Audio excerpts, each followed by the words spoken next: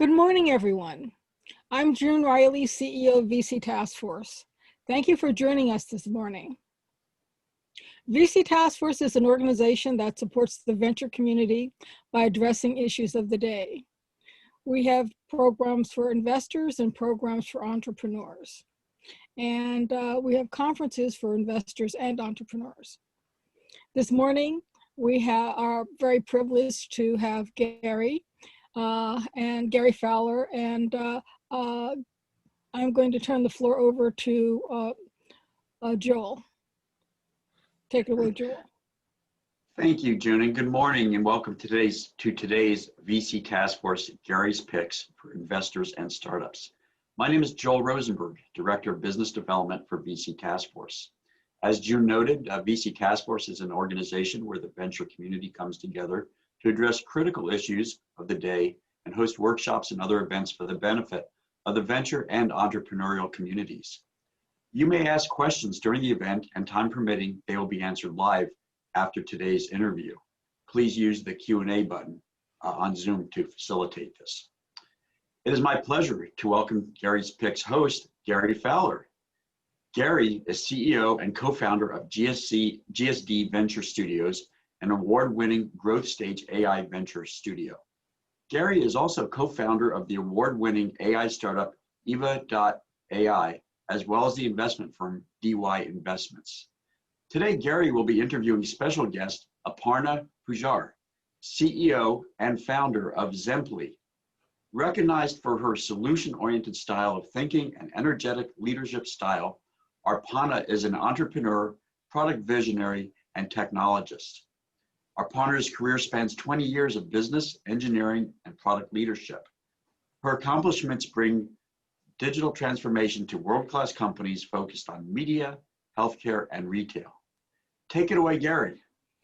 Thanks, Joel. I appreciate it. And it's great to be here today. So my name's Gary Fowler, as Joel said. So I'm an investor. I'm a serial entrepreneur. I've done 16 companies. I've been involved with 2 unicorns. I was on the original management team of Click Software, and of course, Yva.ai, which is one of the top 7 AI HR tech companies in the world. So the idea behind Gary's Picks is to look for the most incredible companies, the most incredible AI companies from around the world. We are broadcast from Silicon Valley, and it's with my great pleasure that I introduce Aparna. And Joel, one of the things that you missed today with Aparna is also a Stanford MBA graduate, as well as an undergraduate degree in engineering. So with that, take it away, Aparna. It's great to have you here today. Yeah, hey, great to meet with you, Gary, and thanks for having me on the show.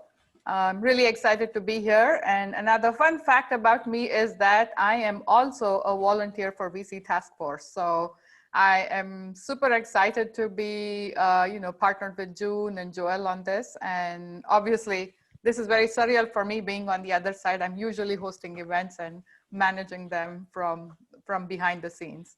But great to meet you all. I'm glad to be here. So Aparna, so you're the founder of Zemplee.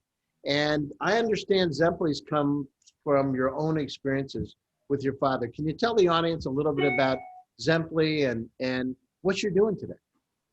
Great. Yeah. So Zemplee came from a grassroots sort of product that was designed from first principles, where I was looking for a solution to meet my own need as a caregiver for my remote parents. My parents live in India. I have a diabetic father and a mother who has high blood pressure.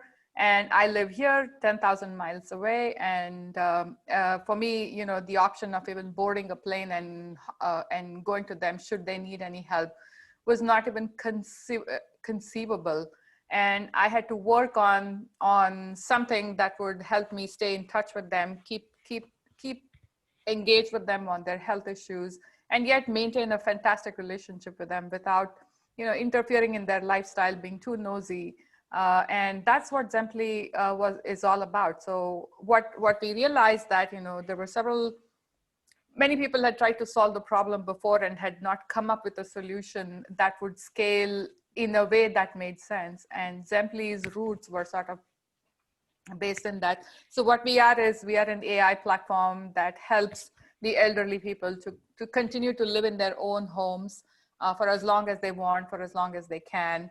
Our goal is to give them the quality of life that they need so that they can live the last few decades of their life in a great way and well. It's the fact of the matter is, we're all going to get old and we're all going to die one day. Morbid as though it sounds, I feel like there's a need to solve this problem. Every day, people are struggling with this. The number of people 65 and above in the world today is higher than the number of people 5 and under. And it's surprising to me that not much attention is paid to this problem. And it cuts across several sectors in the industry, right? It's not just healthcare, it's just lifestyle, well-being, insurance, payment, providers, and how to sort of collectively address this problem through the partnership with different ecosystems that one has to operate in. Zemplee is my passion. I am super committed to it and want to give the world a solution that works. So what about COVID? I mean, what kind of impact has COVID had on because you hear about all these nursing home deaths and all these tragedies taking place. How does that affected Zemplee? Well, luckily for us, actually, the COVID-19 tailwinds ended up working in our favor. So within like the last 90 days, we have amassed a massive demand for our product. And there were two things that were happening as we saw this, this industry sort of shake underneath us. One was a lot of people who were making decisions on moving their parents into nursing homes kind of opted out of those and reverted those decisions in the hope of keeping them in their homes. A, because the nursing homes were not even taking new entrants, and B, it was highly risky for them to bring their mother or father or grandmother into these highly toxic environments. So that worked in our favor. And I think what happened was isolation, which was kind of necessary to keep these people healthy, was another factor that is driving this in a big way. The third thing that also happened was physicians who were looking for providing care remotely identified as our solution as a perfect complement to what they were doing with their existing telehealth or remote patient monitoring practices. Because the way our system is structured is we give real-time information on health and well-being and lifestyle events of a person when they're in their home. And we only target the elderly market. We're not a solution that is going after chronic conditions, et cetera. Our focus and goal is to work with the elderly population.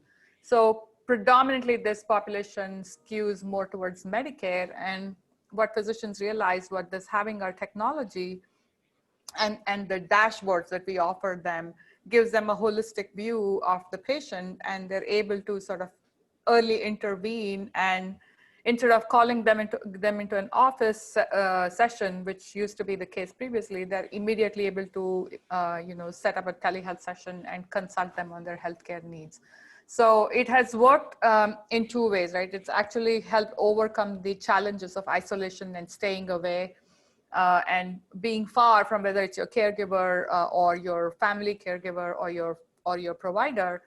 But also it has helped the elderly kind of stay safe in their own homes, which I think is crucial, even as we go past, what happens beyond COVID. Yeah, no, I mean, I can tell you directly, I went through this with my father. So my father had a stroke. They put him in the hospital. They wanted to send him to a nursing home. I went over to the nursing home, and it was incredibly disparaging situation. I saw people in semicircles. It looked like One Flew Over the Cuckoo's Nest, the movie. Oh, they wow. were like heads down, and it was incredible. And what happened is, going into that nursing home, they had said my father wasn't going to live another week. And so I decided to take him out and take him home, and brought in in-house care, et cetera. And my father lived another 3 years. And that amazing amount, that hope that he had, having his dog there, being in his own home, is such a powerful message. So I applaud you in terms of Zemplee, because, I mean, this is the way it is. And the other thing, Aparna, the cost of these nursing homes it's just incredible. I mean, I was looking at prices of $14,000 a month, right, for a nursing home. And so why would you want to live less and pay that much money? And some of the nursing homes went up to 5 years worth of the amount of money on a monthly basis, like committed. So I think, you know, what you're doing is incredible. And look at the aging population. As you said, you know, over 65 is this growing sentiment, the baby boomers in the U.S. You know, in the U.S., you know, on one side, I don't think we've really faced up to the problem, right? It's a challenge. It's not something people want to talk about, but it's something we have to face now. We have to address it now. So, and, you know, I remember you were telling me a little bit about AI and how you've got this incredible AI to work with the data you have. So can you tell us a little bit about that and your AI enablement? Yeah, definitely. Thanks for asking that question. So our technology is designed to notify people when something expected does not happen. So I'm overly simplifying this just to make it sort of palatable to the larger audience. But we alert when nothing happens, when I call it nothing in double quotes. So our system, what that means is, you know, we install our technology into homes. So we are packaged, we have our own sensor kit. It includes motion sensors and contact sensors that go into surfaces of the homes. And one of the decisions we consciously made was to not use a wearable. And why that was important was for two reasons. One is it's very hard for an elderly person to expect an elderly person to change their daily lifestyle habits, which a wearable would demand from them, right? Whether it's trying to remember to wear it, if it's a watch or a cuff, and then remember to charge it, like two big events that they have to continuously do. And it's hard enough for a younger population, people between 30 and 40. You know, the facts are that, you know, Fitbit users tend to drop their Fitbit usage within week 6 of purchasing the gadget. So imagine having to do this for someone who is not even digitally savvy, and then B, requiring them to change their habits at that age where it's very hard for them to change. And the second thing is also a large number of people who sort of at that cusp of 80, 85 tend to start developing cognitive issues. So it's one thing to expect them to do things. The second thing is expecting them to remember to do things. And so when we came up with our solution, we consciously stayed away from making it a wearable. We also did not make it a video-based solution because a large number of the population that we address skews female, and there's a lot of concern on the privacy and dignity, upholding that dignity. So we said, well, no video, no wearable. So how do we craft this solution? So we went down to using some of the basic sensing technology, which was motions and contacts, you know, touch sensors. And we said, can we create a solution with all the data that's generated from this? And, you know, we ran experiments. We ran a lot of trials with the product, and we landed on something which I think was awesome. And I'm proud to say that, you know, we pushed ourselves on that front to see, you know, with just the bare minimum components, will we be able to come up with a solution that's equally good or better than a solution that probably is using a video or a voice analytic solution. So, you know, every time people talk about AI, the first thing that goes from, so are you a video, are you a voice, why are you not talking to Alexa? I said, all those are great, but, you know, there's a certain point where the utility of these technology and gadgets starts dropping off significantly. And if we're not paying attention to that and really looking at how the customers engage with our technology and what they do with our product, it would be a hard sell.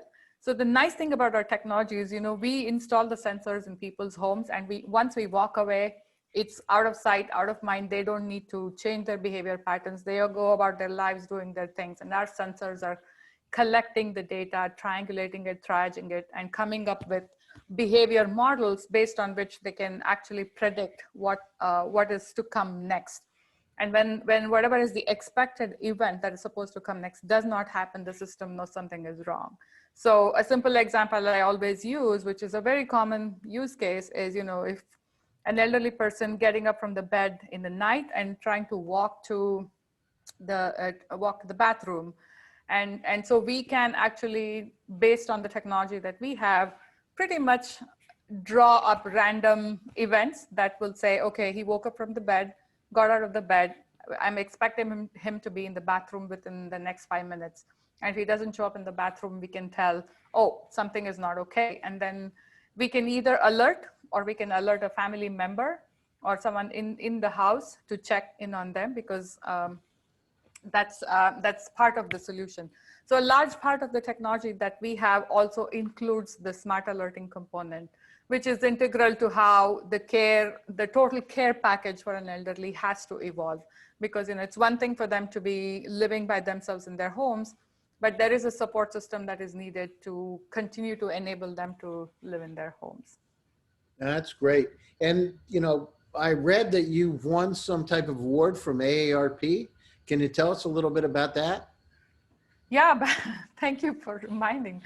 Yeah, so we won the AARP Endwell top 7 innovative companies in this space. And it was one recognition that we're very proud of.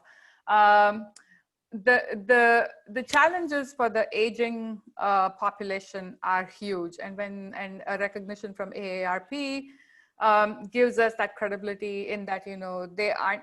I think it was nice to know that AARP appreciated the way we were solving the problem, and there's no dearth of technology. I mean, we live in Silicon Valley, and we come across everything possible that's out there. I'm a gadget freak, every possible gadget you name it, I have it in my house. But the serious attitude adjustment that I personally had to do was, the utility value of these gadgets and how this applies to the problem that we were solving. And unfortunately, 90% of what we were looking at didn't meet the needs. So the fact that we had used, that was something that is very rudimentary, very simple, and then built an intelligence layer on top of that, is where I feel, we made a huge difference. And that has shown in the way we are getting our traction. I mean, we signed up 30,000 users right during, the COVID time, which actually is a proof point that, the solution is well appreciated in the market. Well, we're still an early stage startup. We have a long way to go, but I feel confident that we're on the right path. That's great. So if you got 30,000 users, you're onboarding, are you looking to raise any money? Of course. Like every other startup in the Valley, I am trying to raise. Okay, listen, all you VCs out there from around the world. I'm trying to raise. Follow the social media. Yeah, Go ahead, Aparna. Thanks, Gary. I'm trying to raise $2 million in a quick seed round because we have this urgent need to fulfill some of the orders that we have from our customers. And then what is nice about the way our pipeline has evolved and is that, if we execute, and we will execute, we're very 100% confident of that, we will be ready for our next raise fairly quickly. We have a fantastic team, the team that has, gone above and beyond in trying to come up with the solution, come up with a strategy on distribution, installation, etc. It's hard for a 3-people startup to get that going, but I think we're extremely well poised to take advantage of this opportunity. No, that's fantastic. And when are you raising it? Are you in the process of raising it now, or what? Where are you with that? I would say yesterday. No, yesterday. Yeah, we're actively raising right now. So we have a lead investor, and we want to try and close fairly quickly so that we can focus on the business. So lead investor, 30,000 in the pipeline.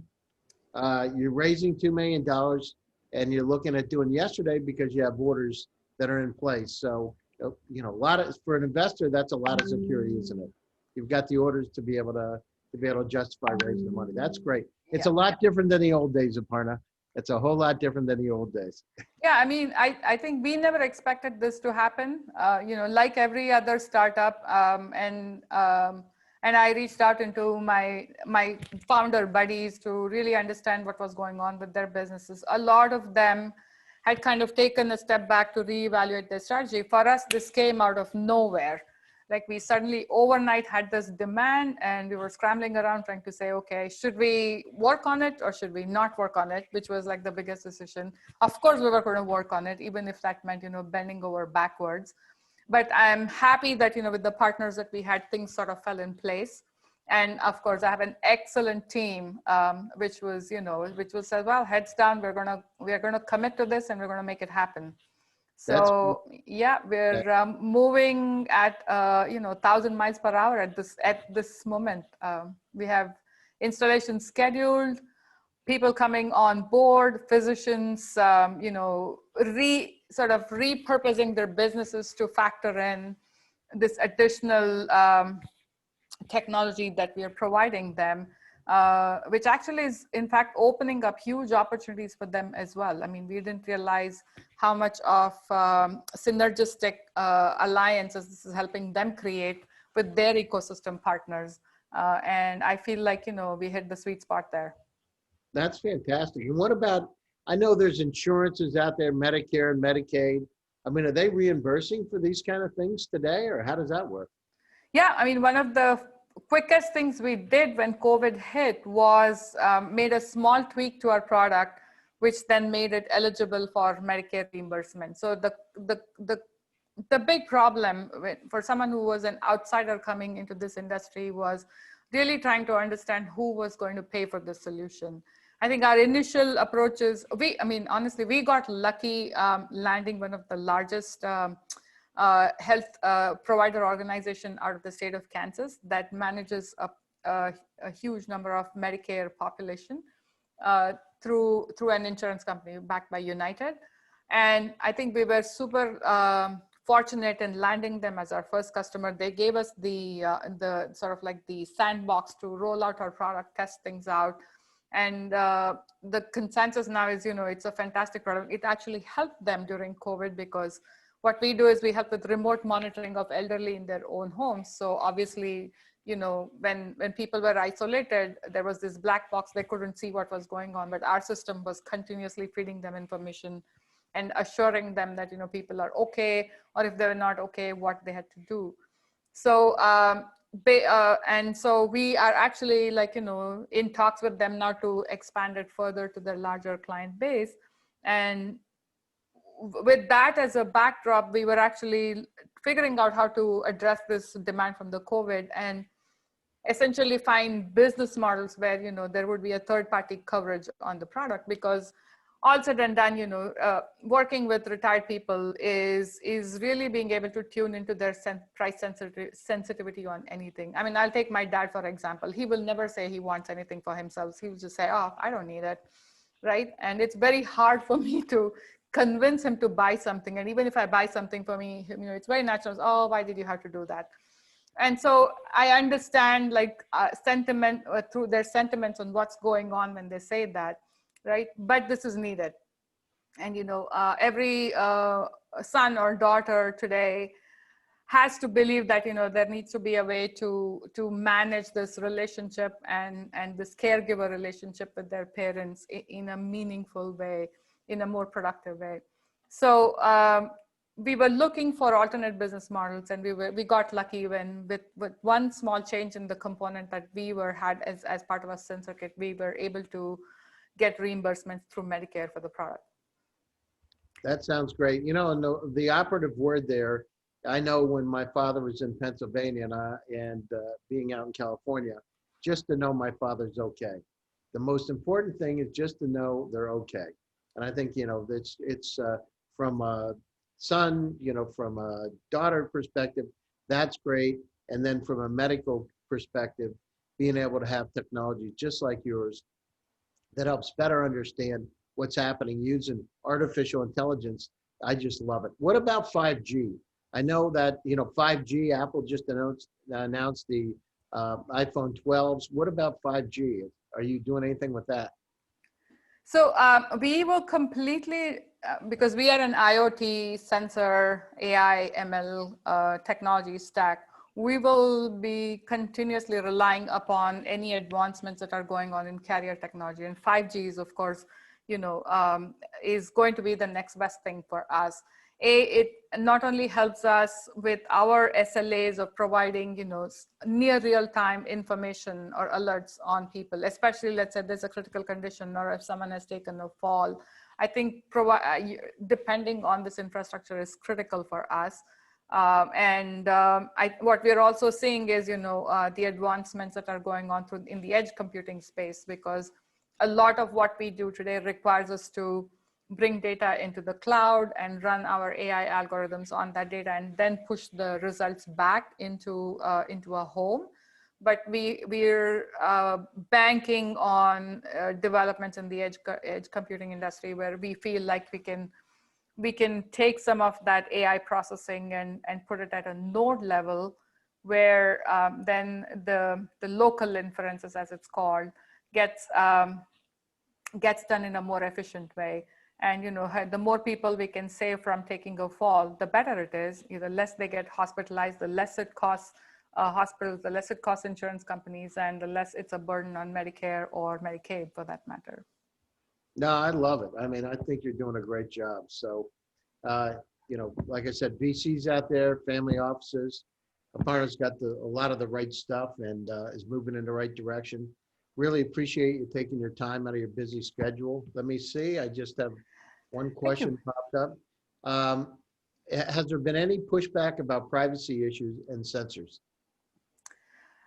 No, not really. The fact that we are just like a security system in your home, we're not collecting any personal data about you. We know where you are physically, but other than that, the only other people who know this is your family members.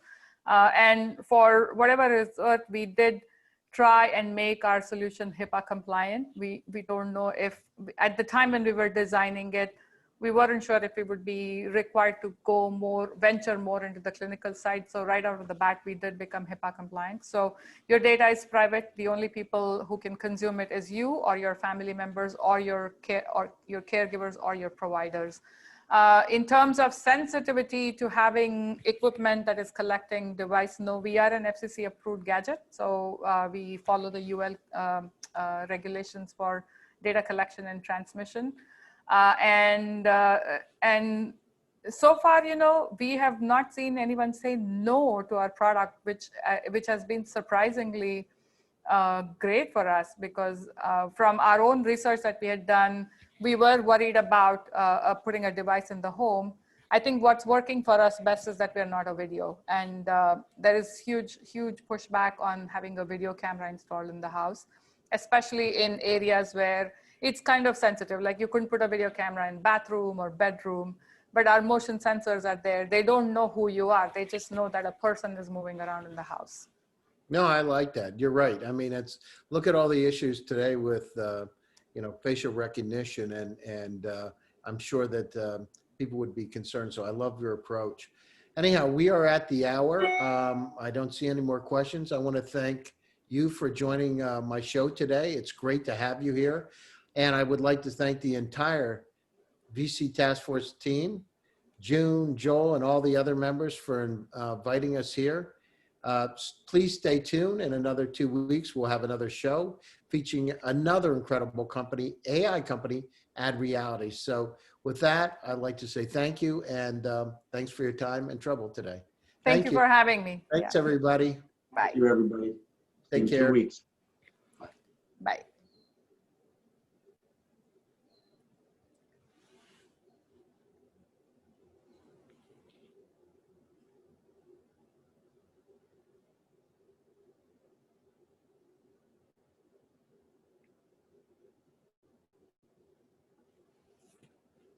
Hey, June.